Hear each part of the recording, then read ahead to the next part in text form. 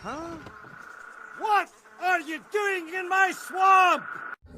Hello everybody, this is Overboy, and I'm going to be doing my review for the new movie Bullet Train. So, this movie's only a couple weeks old, so I'm going to keep it spoiler free and everything. And today I had gone and spent the day at the movies, so I thought I'd go ahead and review the movies that I saw, and this was the first one I saw, so I'm just going to start with this one. So, this movie follows Ladybug, an unlucky assassin who is trying to peacefully complete his mission, but finds out that that's easier said than done when the bullet train that he's on in Japan, one of the fastest trains in the world, is filled with assassins who are wanting to kill him and take his suitcase and everything, and he's having to figure out how to stop them and finish his mission. This movie is a lot of fun. I enjoyed it quite a bit. It has a lot of really great action in here, which you expect from David Leitch, who directed this. He did John Wick and Atomic Blonde and Deadpool 2 and stuff, so he's really good with the action and stuff and everything. The humor in here is really well done too, for the most part. There's a couple of little jokes here and there that don't land, but for the most part the humor is really good and everything. It works really well, and I gotta say the cast in here are great, especially Brian Tyree Henry. He just steals the show every time he's on screen. He's great in here, but Brad Pitt is also awesome in here. I was a little underwhelmed with him though. I was wanting to see him kick butt a lot more. Of course, this is an older version of Brad Pitt, so he's not as young as he used to be, so he doesn't fight as much as he might have if he was still younger, but he still kicks a lot of butt in here, and it's still a lot of fun to watch and everything. He's good, and you got Aaron Taylor Johnson in here, and Joey King, and it has a pretty good cast. It's got quite a big cast in here and everything. The only person that's in this movie that I wish would have been left out of the marketing though is Sandra Bullock. They don't show her a whole lot in the marketing, but you know she's going to be in the movie and everything. I wish they would have left her out of the marketing and wouldn't have even announced that she was casted in it, because this movie has some cool cameos that I didn't expect at all. There were like 2 or 3 people that popped up in this movie, and they were just small roles and stuff. They weren't in it very much, but them being in it surprised me, because I honestly did not expect it.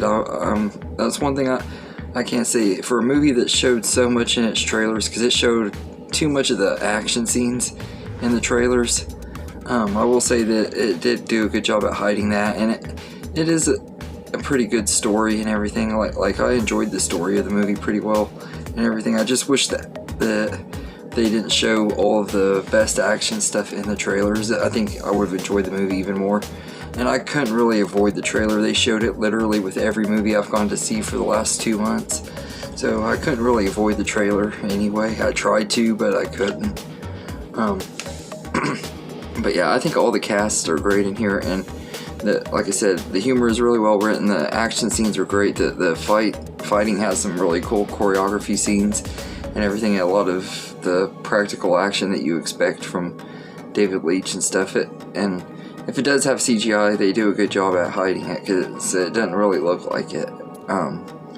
But I will say for the negatives of the movie, like I said, I wish they wouldn't have announced Sandra Bullock's casting, because she would have been an awesome surprise cameo and everything. I think that would have just been really awesome if they would have had her appearance a surprise, just like with Brad Pitt's appearance in The Lost City earlier this year.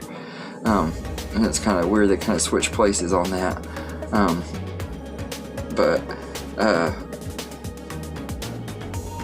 And then like I said, my only other negative isn't really to do with the movie. It was just more the company and the marketing. They showed too much of the action scenes in the marketing, but put that aside, I think this is a fun movie. It's a really fun action movie. You kind of have to turn your brain off, because there are some things that don't make a lot of logical sense, especially like how some of these characters survive the situations that they survive and stuff. You have to turn your brain off on that, but it's still a lot of fun and everything. And it had a really good ending too. It had a pretty satisfying ending to the story, and I like that when movies can do that.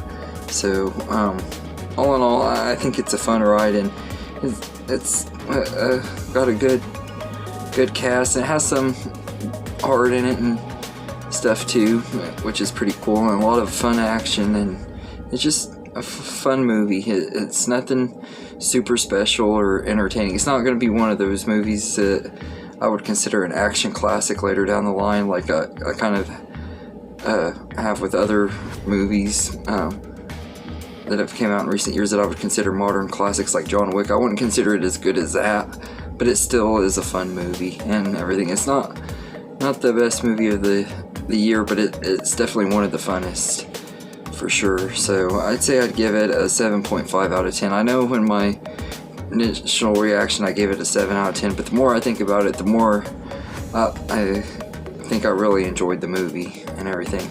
So let me know in the comments what you think of Bullet Train. Do you think it's one of the best movies of the year? Were you super hyped for it like I was? Because I was really hyped for it, and I wasn't really disappointed. It was about as good as I expected it to be. I figured it was about, I was going to like it as much as I did, and I did. I wasn't disappointed or anything like that. So, but let me know in the comments what you think of Bullet Train, and I hope you enjoyed this video, and have a good day, everybody.